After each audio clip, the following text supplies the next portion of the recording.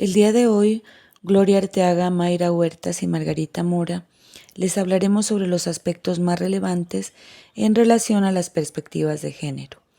Para ello nos referenciamos en los textos Igualdad, Equidad de Género y Feminismo, una mirada histórica a la conquista de los derechos de las mujeres, diferencia entre la perspectiva de género y la ideología de género y el enfoque de género en la educación, de donde hemos tomado la información que compartiremos a continuación sobre las construcciones históricas que conllevaron al abordaje de la perspectiva de género y la relación de la historia de las mujeres, los derechos humanos y la educación con la construcción de la perspectiva de género.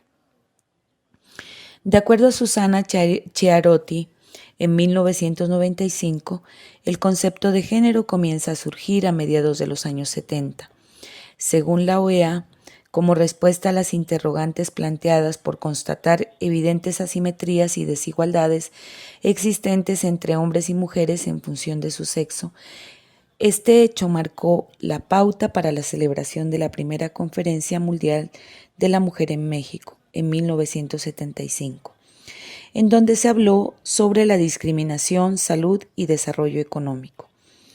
Desde tiempos prehistóricos se identifican diferencias entre los hombres y las mujeres, no solo físicas sino de género, que determinaban la supremacía y el poder que ejercía un sexo sobre el otro. En las sociedades prehistóricas, la lactancia de los infantes era un recurso fundamental. Esto vinculó a las mujeres a las actividades de mantenimiento y al espacio doméstico, sin que significara necesariamente desigualdad o subordinación. También las mujeres se dedicaban a actividades como la caza, la pesca, el cultivo y la recolección. En la época medieval, el papel de las mujeres fue ignorado, ya que ni la literatura religiosa ni la romántica aportan información precisa sobre las actividades de las mujeres en esta época. Algunas cartas, testamentos, documentos comerciales y legales, informaciones en conventos y censos, registran manuscritos que dan cuenta del concepto del mundo de las mujeres medievales y sus roles de género. Dentro de este periodo, las mujeres campesinas se encontraban en las peores condiciones sociales.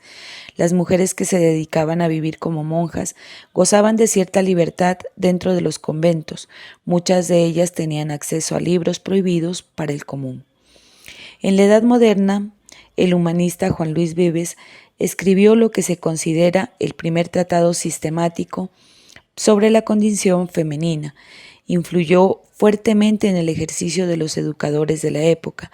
En parte del texto se expone que el conocimiento para las mujeres debía limitarse a ámbitos del cuidado de la casa y la educación del espíritu, mientras los hombres deben estar muy bien instruidos y conocer múltiples y variadas materias para su propio proyecto y el del Estado.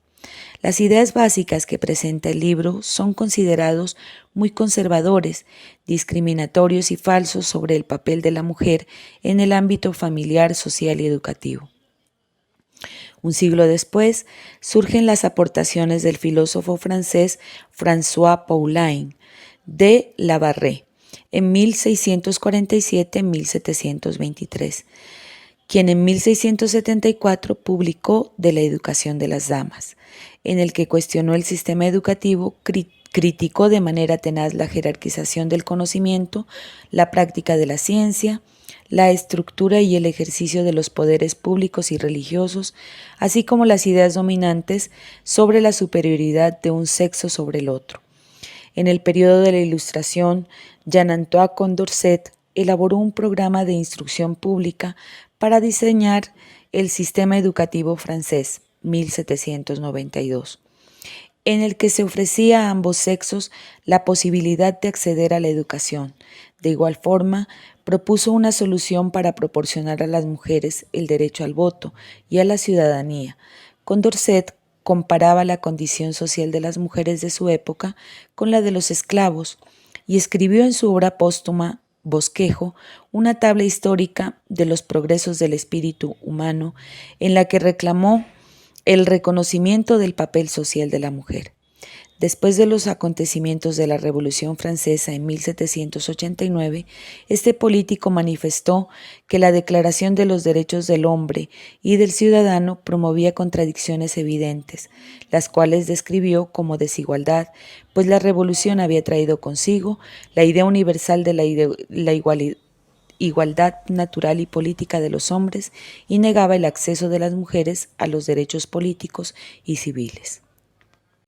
En la Edad Contemporánea, desde finales del siglo XVIII hasta el presente, después de la Revolución Francesa, la escritora francesa Olympe de Gouges, 1745-1793, es considerada también una de las precursoras del feminismo.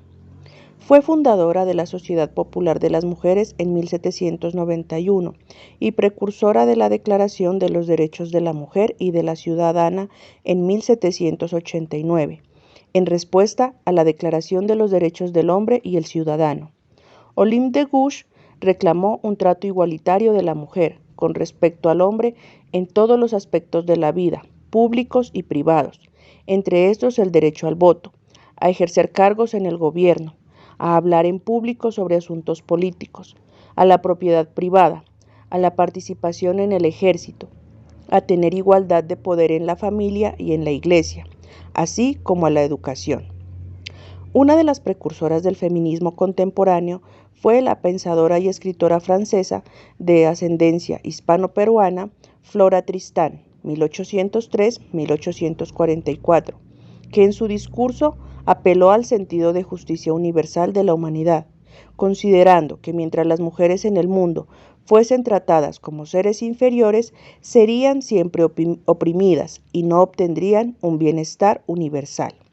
La escritora y abolicionista Harriet Beecher Stowe, autora de La cabaña del tío Tom, contribuyó con sus escritos a la cristalización de los sentimientos militantes contra la esclavitud y al desencadenamiento de la guerra civil en pro de los derechos civiles. En su novela hizo severas denuncias sobre la esclavitud y la discriminación de mujeres y hombres de raza negra. De igual forma, la profesora Lucy Stone abogó en sus clases en contra de la esclavitud y a favor de los derechos de la mujer. Históricamente, el movimiento feminista surge como heredero de este proyecto cultural y político que en el siglo XVIII se denominó Ilustración, en donde las feministas utilizaron el mismo argumento ilustrado para vindicar ciertos criterios universalistas como el concepto de ciudadanía, Valcárcel, 1991. En las sociedades occidentales, los movimientos feministas se asocian fundamentalmente con la lucha por la obtención del sufragio femenino, en el marco de las doctrinas liberales que reconocían la necesidad de conceder a todos los ciudadanos, sin distinción de sexo, la igualdad de derechos políticos. En la actualidad, el feminismo es considerado una ideología y un conjunto de movimientos políticos, culturales y económicos que tienen como objetivo la igualdad de los derechos de las mujeres y de los hombres. Simone de Beauvoir, escritora, novelista y catedrática, en su libro más emblemático, El segundo sexo, 1948-1949, publicado poco después de la Segunda Guerra Mundial, hace un profundo análisis y reflexión documentada sobre el papel de las mujeres en la sociedad francesa. Sostiene que si las mujeres son consideradas inferiores a los hombres, no era por cuestiones de nacimiento, sino que se volvían inferiores tras un adoctrinamiento cultural disfrazado de determinismo biológico.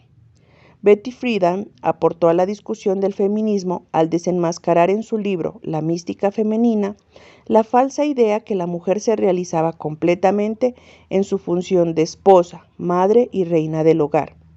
El libro fue resultado de entrevistas realizadas a mujeres de diversas edades y profesiones, así como expertos en psicología, psicoanálisis, antropología, educadores y muchos otros. Según Marisa Navarro, 2004, los roles de género se refieren al conjunto de expectativas relacionadas con los comportamientos sociales que se esperan de las personas de determinado sexo. Estas expectativas reflejan creencias, prácticas y valores sociales que hombres y mujeres asumen como propias, se transmiten tanto en nivel micro como macrosocial, comenzando por la familia. La perspectiva de género. La perspectiva de género trata de buscar la igualdad sin rechazar la diferencia. Considera injusta la situación de las mujeres en la sociedad. Responsabiliza a las instituciones públicas y considera que la acción política podría cambiar el estado de las cosas, sin desdibujar la idiosincrasia propia de las mujeres que las hace diferentes a los hombres. En relación con este aspecto, Gisela Bock afirma que no se compartía la idea de que para ser iguales, las mujeres tuvieran que aceptar los valores sociales machistas predominantes, ni aceptaban que el tratamiento igual liberaría a las mujeres en aquellos casos en que condujera a resultados desiguales. Así, la expresión perspectiva de género apunta hacia la distinción entre la diferencia sexual y los roles sociales que se construyen a partir de dicha diferencia. Su principal objetivo es la consecución de la igualdad de derechos y oportunidades entre varón y mujer sin homogeneizarlos. Para Aurelia Martín, esta perspectiva constituye una herramienta esencial para comprender aspectos fundamentales relativos a la construcción cultural de la identidad personal, así como para entender cómo se generan y reproducen determinadas jerarquías, relaciones de dominación y desigualdades sociales.